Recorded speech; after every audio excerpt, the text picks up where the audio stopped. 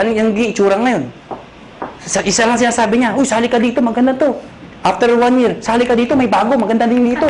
After 1 year, sali ka uli, may maganda, bago uli dito. Ikaw, sali ka ng sali, wala naman napupuntahan, puro sarado na. Tama ba? Ang masakit niyan, pag uwi ka sa bahay niyo, reaction ng mga kapitbahay, mga kamag-anak mo, oh, yun naman si networking! Tama? Kaya pag ikaw, member ka, masusunod ka talaga eh. Ayoko na networking. Kinahihiya ka na mga kaibigan mo minsan. Pero mga kaibigan, kami ho, convince ho kami.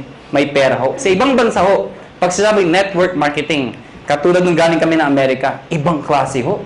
Pag umattend kayo ng seminar, puro nakapostura ho. Formal attire ho. Napakaganda. Pag sa networking, believe sila. Dito hindi ho.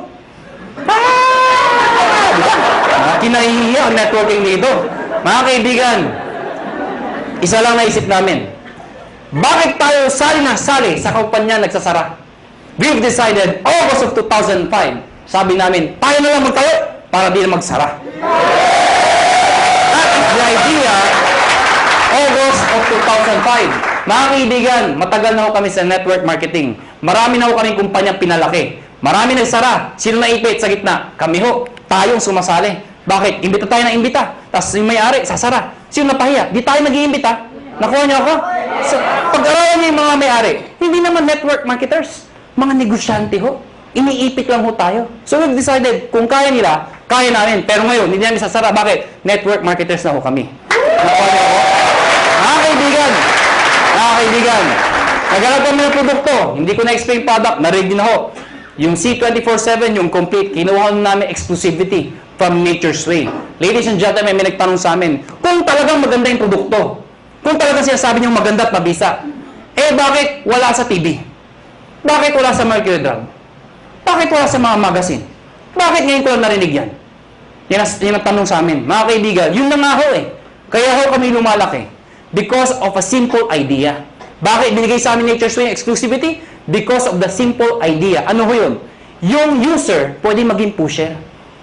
O para maintindihan nyo, sino kumikita? Yung user o pusher? User. Pusher. Anong user? User ka, no? Mga kaibigan, kaya pag kayo member dito, may nagtanong sa inyo ang trabaho mo, sabihin nyo, pusher. Mga kaibigan, pag tinanong, ano yung pinupost mo? Nakakabaliw. C24/7. Mga kaibigan, now, ayoko na pakabahin pa. Pag-usapan natin, paano naman kikita. Mga kaibigan, may tanong lang ako sa inyo. Sino ho dito ang gustong kumita ng pera? Pwede makita yung kamay. Maraming salamat ho, maraming salamat. Alam, hindi ko alam bakit yung iba di nagtataas ng kamay. Hindi ko rin alam kung natanong na ito. Pero alam niyo ho, I've been doing this for the past 12 years. Isa lang ho sasabihin ko sa inyo. Pag hindi ka nagtaas ng kamay, tuwing tatanong yung tanong na yan, merong nasa itaas na nakatingin sa atin sa baba. Pag hindi ka nagtaas ng kamay, hindi ka niya bibigyan. Uulitin ko ho yung tanong ko. May pag-asa pa yung di nagtataas. Sino ho dito gustong yumaman? Mga kaibigan, masarap po ba ako may pera? Yes! Diba? Alam niyo, wag ho kayo mayabangan sa akin. Pero sanay ho ko mag-commute, mag-tricycle, mag-jeep. Lahat ho, dinaanan ko ho. Pero alam niyo ho ngayon, iba na ho ang buhay ko. Alam niyo, pag isa umaga, ano sinasabi ko sa driver? Louie, pakiprepare nga yung sakyan. Aalis tayo. Ano sinasabi sa akin? Sir, alin ba sa mga sakyan nyo ipiprepare namin? Alam niyo ho, baka nayayabangan ho kayo, alam niyo ho, iba ho talaga may sakyan. Noong unang panahon, ang sasakyan ho, luxury ho yan. Ngayon ho, necessity ho yan. Kailangan na ho. Kaya pag ikaw ho, may pamilya ho kayo, huwag ho kayo papayag na walang sasakyan. Kahit luma, magkasasakyan ka. Mangarap po kayo magkaroon ng sasakyan. Nakuha niyo ako? O tingnan niyo ito maigi. Paano kung may anak ka? Fresh graduate. Katulad ng itong kwento ko, lumang kwento. Di ba tag-ulan ngayon? Fresh graduate. Matalino. Probinsyana. Pero matalino. Maganda, sexy. Ang puti. Naghanap ng trabaho. Palibasa, sikat na Makati. Makati, tinanggap ka agad ho sa Makati. Unang araw ng trabaho. Umulan ho. Traffic pa. Wala siyang choice. Sumakay siya. MRT. Yan yung pinakamabis sa paraan dito sa EDSA. Traffic, di ba? MRT mo siya. Di ba sa MRT, ang daming tao, lalo na pagka rush hour. Di ba yung pag nasa pila ho kayo, pagbukas ng pinto, hindi mo kailangan pumasok sa loob. tutulak ka talaga ng tao, papasok sa loob, di ba? Tutulak ka talaga eh. Pagdating sa loob, dikit-dikit ang mga itsura niya, di ba? Oh, ano yung itsura pag nandun? Unahan sa release, di ba? Unahan yan, unahan. Pagtakbo ng MRT, di ba? Maya-maya, puwi-pre ng MRT. Pag pre ng MRT, babae maganda, may tumusok sa likod. Sinilip niya ngayon, may lalaki. Sabi niya, Manong, yung payong mo tumutusok. Galit na galit. Takbo ulit yung MRT. Pag pre mo ulit, may tumusok na naman. Manong, yung payong mo tumutusok. Yung lalaki, sabi, ang lalaki, alam niyo, pag pre ng MRT, ay, grabe talaga, ang lakas, ay! Manong! Sinigaw ng babae. Yung lalaki, dali-dali bumaba. Sabi ng babae, wala naman payong. Ano yung tumusok? Kayo, how would you like to spend the rest of your life? Gusto nyo ba natutusok? Pag may kotse ka, hindi ka matusok. Ito na nga. Baka may first time, tama na tusok! Paano makikita?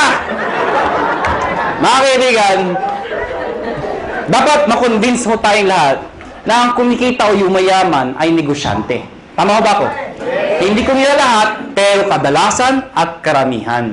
Yung mga nag-abroad, sasabihin nyo, ay hindi, kumikita rin yung mga nag-abroad, totoo ho yun. Pero pag uwi nila dito, bit-bit ang kanilang mga kinita, ininegosyo rin ho nila yun. Dahil kung di nila ininegosyo, mauubos din ho yun. Babalik na naman sila sa abroad, paano pag tumanda na? Magulat na lang sila, wala sila napunda na negosyo. Nakuha niyo ako, bottom line, negosyo. Ang problema ho, kulang ho tayo saan? Sa finance, pera, kulang ho. Good news po. Itong negosyo papakita ko sa inyo. Pag ikaw nag-join, bibili ka lang ng isang package namin worth 7,980. Package ko na. Nanginid ako siya, sabi nyo. Sa mga first time, kaya pala!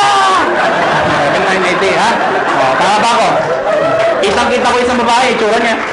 Tumingin ka na. Hindi ko tuturo ko saan. Basta yung suot niya, flesh. Alam mo mga kaibigan, 7,980, hindi importante yung lalabas. Ang importante, yung babalik. Hindi naman yung... Paano maintindihan nyo? Di ba sa POEA, ang dami pumipila? Bakit? Sa kagustuhan na makapag-abroad. Kasi alam nila, pag nag-abroad sila, malaki kikitain nila. Pero alam ng lahat, pag sila pumila sa POEA, may pera o wala. Pag sila na-approve, maglalabas din sila ng pera.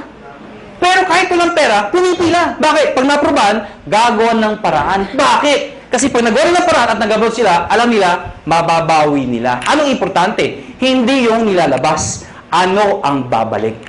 Nakuha niyo ako? Yes. So, ang tanong dito, 780, anong kapalit? Number 1, tatanggap kayo ng package.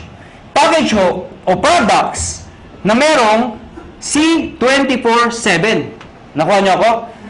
5 boxes po yun. Magkano naman yun? Nasa 6,000 pesos po yun. Nakuha niyo? Ibig sabihin, konti na lang, halos bawi ka na. Mga kaibigan, number 2, 25% discount. Ibig sabihin, pag ikaw naging member, bumili ka ng package, isa sa benefit mo, meron kang 25% less sa susunod na bilhin nyo sa reorder. Number 3, meron pa kayong 200,000 accident insurance. Ano po ito? Pag na-aksidente ho kayo, wag naman ho sana. Pero pag kayo na-aksidente, at least insured ho kayo ng 200,000. 6 na ho ang tumanggap nito. Naghihintay kami ng pampito. Ba't tumatawa ko kayo? Sino gusto mauna dito?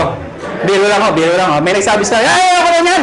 Wala pa na, kailangan mamatay pa. Mga kaibigan, yung 6 na hindi ko masabi nag-enjoy, no? Yung 6 na naka-claim ng 200,000. Sino magsasabi mag-aakalang sila yung aksidente? Wala. Kaya nga tinawag na aksidente. Kahit sino, pwedeng mangyari. Kahit sa inyo, pwedeng mangyari. Ha? Pwedeng mangyari. Okay? Ang tanong iba, paano pag na-aksidente, hindi naman namatay? Pwede pa rin makaka-reimburse po kayo ng 10,000 lang. Medical reimbursement. Sabi nyo, bakit 10,000 lang? Di mamatay ka na para 200,000, di ba? O kayo, pag di namatay, at least 10,000 pa rin ho. Medical reimbursement. Take note, accident ho. Accident. Huwag ho yung gagayahin yung iba. Yung iba ho, inatake sa puso, inaksidente daw. Bakit aksidente? Inatake sa puso. Paano nangyari yun? Ginulat. Aksidente daw. Hindi naman ho na, hindi aksidente yung gulat. Ano ha? Yung iba naman, sabi ko, medical reimbursement. Naong tugho, duguan pumunta dito. Saan yung 10,000 ko ha? Duguan ako. Ano yan ha? Reimbursement ho, reimbursement. Ano ha? Pag pinatay mo kayo, 50,000 pesos pag kayo ay pinatay. Okay? Unprovoked murder dapat. Number 4, syempre meron kayong sales kit. May brochure, may application form, may mga CD. Number 5, distributor tracking center. Ano po ito? Since negosyo po ito, importante ang monitoring. Sa madaling salita, accounting. Kung ikaw ay walang alam sa negosyo, mahina ka sa computation, sa math. Paano na yun? Good news po. Lahat po ng computations kami hong gumagawa. Saan po makikita? Sa internet ho, web